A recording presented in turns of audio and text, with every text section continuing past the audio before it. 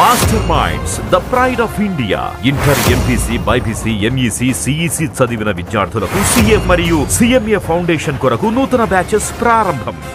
కుప్పంలో చంద్రబాబు ఇంటి నిర్మాణానికి లంచం తీసుకున్న డిప్యూటీ సర్వేయర్ను సస్పెండ్ చేశారు. గత ప్రభుత్వ హయాంలో కుప్పంలో ఇంటి నిర్మాణం కోసం చంద్రబాబు దరఖాస్తు చేసుకున్నారు. చంద్రబాబు ఇంటి నిర్మాణానికి 1,80,000 లంచం డిమాండ్ చేశాడు. శాంతిపురం డిప్యూటీ తహసీల్దార్ హుస్సేన్ వ్యవసాయ భూమిలో ఇంటి నిర్మాణానికి ల్యాండ్ కన్వర్షన్ కోసం చంద్రబాబు దరఖాస్తు చేసుకోగా ఈ లంచం అడిగాడు హుస్సేన్. కుప్పం పలమనేరు జాతీయ రహదారిలోని శాంతిపురం మండలం శివపురం వద్ద నిర్మాణానికి అనుమతుల కోసం 1,80,000 అడిగి లంచం తీసుకున్నారు డిప్యూటీ సర్వేయర్. సీఎం కాగానే ఇటీవల కుప్పంలో పర్యటించారు చంద్రబాబు. లంచం విషయాన్ని సీఎం చంద్రబాబు దృష్టికి తీసుకువెళ్లారు. టీడీపీ నేతలు జాయింట్ కలెక్టర్తో విచారణ జరపాలని సీఎం ఆదేశించారు. డిప్యూటీ సర్వేయర్ లంచం తీసుకున్నది నిజమేనని తేలడంతో సస్పెండ్ చేస్తూ ఉత్తర్వులు జారీ చేశారు.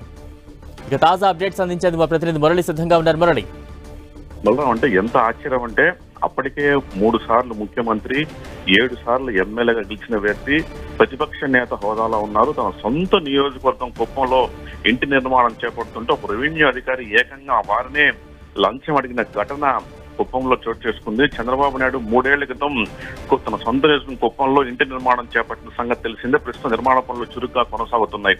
అయితే ఆశ్చర్యకరంగా కుప్పం నియోజకవర్గంలోని శాంతిపురం మండలంలో ఉన్న రెవెన్యూ అధికారి డిప్యూటీ సర్వేయర్ గా ఉన్న సద్దాం హుసేన్ ఆ ఇంటి ల్యాండ్ కన్వర్షన్ కోసం ఏకంగా టీడీపీ నేతలను 1,80,000 రూపాయలు లంచం డిమాండ్ చేశారు. చివరకు దాన్ని ₹1,00,000 కుదుర్చుకొని డబ్బులు కూడా తీసుకోవడం జరిగింది. నిజానికి అప్పుడు ఈ ఘటన సుమారుగా 1 ఏడాది క్రితం జరిగింది. అయితే ఎప్పుడైతే ముఖ్యమంత్రి హోదాలో చంద్రబాబు నాయుడు గత నెల 27 కుప్పంలో పర్యటించారు. ఇదే సందర్భంగా కొంతమంది టీడీపీ నేతలు ఏకంగా మీ ఇంటికే మేము లంచం ఇవ్వాల్సి వచ్చిందంటూ కూడా చంద్రబాబు నాయుడు దృష్టికి తీసుకెళ్లడంతో ఒక్కసారిగా సీఎం చంద్రబాబు అవాక్ అయ్యారు. వెంటనే అక్కడే ఉన్న జాయింట్ కలెక్టర్ పిలిపించి ఇది ఎంతవరకు నిజం, దీనిపై విచారణ జరిపి నివేదిక ఇవ్వాలంటూ కూడా 4 రోజుల క్రితం ఆదేశించారు. ఈ నేపథ్యంలో స్వయంగా జిల్లా జాయింట్ కలెక్టర్ శ్రీనివాసులు ఈ ఘటనపైన సమగ్ర విచారణ జరిపారు.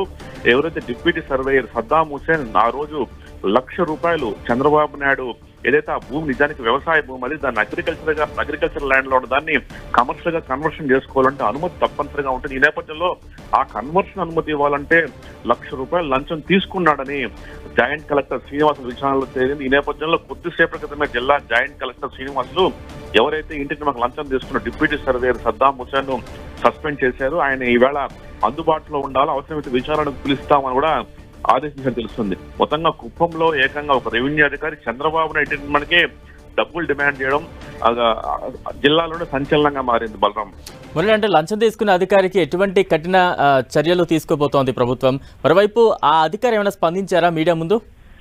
ఇప్పటి వరకు కూడా లేదు. అధికారి అయితే కుప్పంలోనే అందుబాటులోనే ఉన్నారు. బట్ తప్పనిసరిగా అతని పైన శాఖాపరమైన కఠిన చర్యలు ఉంటాయని తెలుస్తోంది. ఏకంగా ఒక మాజీ ముఖ్యమంత్రి దాదాపు 7 సార్లు అప్పటికే ఎమ్మెల్యేగా ఆయన గెలుచున్నారు. ప్రధాన ప్రతిపక్ష నేత అంటే దాదాపు ఆల్మోస్ట్ క్యాబినెట్ ర్యాంకు. అటువంటి వ్యక్తి తన సొంత నియోజకవర్గంలో ఇంటి నిర్మాణం చేపడుతూ ఉంటే వారినే డబ్బులు బెదిరించామంటే తప్పనిసరిగా వారిపైన కఠినమైన శాఖాచర్యలు ఉంటాయి. అంతేకాకుండా ఇదే వ్యక్తి పైన ఇంకొన్ని కంప్లైంట్స్ కూడా అదే రోజు చంద్రబాబు నాయుడు దృష్టికి కొంతమంది రైతులు తీసుకొని వచ్చారు.